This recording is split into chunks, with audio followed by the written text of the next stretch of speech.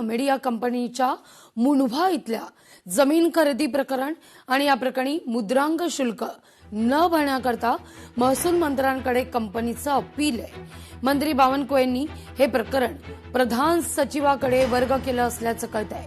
राजकीय रंग या प्रकरणाला नको म्हणून प्रकरण प्रधान सचिवाकडे वर्ग करण्यात आल्याची माहिती समोर आहे। खासदार पार्थ पवार यांच्या कंपनीनं मुंढवा इथल्या सरकारी जमिनीचं खरेदी करून दस्त नोंद प्रकरण उघडकीस आलेलं होतं। अधिक माहिती घेऊया आपले प्रतिनिधी बालाजी पोद्दार यांच्याकडून।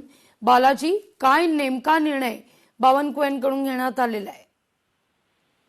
लागवी मुंढवा जमीन प्रकरण हे देशभर राज्यभर गाजलेलं होतं। जी सरकारी जमीन आहे ती खरेदी करण्यात आलेली होती। त्याचं दस्त जे आहे ते आयटी कंपनी म्हणून जे आहे ते 500 रुपयाच्या मुद्रांकावर ही नोंदणी केलेली होती। त्यानंतर हे सगळं प्रकरण उघडकीस आलं। खासदार पार्थ पवार हे या कंपनीचे भागीदार होते आणि त्यामुळे या कंपनीवर राजकीय दबावाने ही सगळी खरेदी झाल्याचं म्हटलं गेलेलं होतं।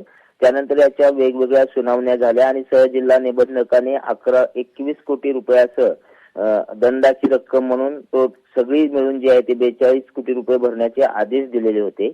त्याविरोधात कंपनीने अपिलामध्ये आता महसूल मंत्र्यांकडे अपील केलेलं आहे की आम्ही ही जागा खरेदी केलेली नाही, आम्ही ही जागा विकतही घेतलेली नाही, त्यामुळे याचा दस्त भरण्याचा प्रश्नच येत नाही, मुद्रांक आम्ही भरणार नाही।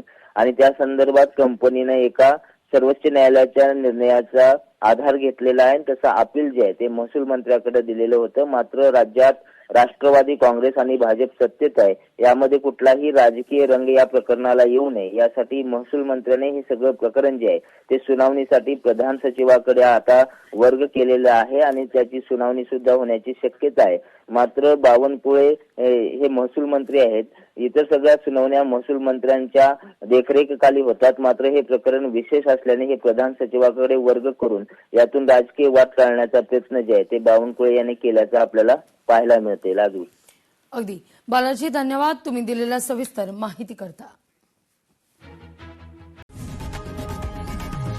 लोकशाही मराठी ऐका, पहा, जागरूक रहा।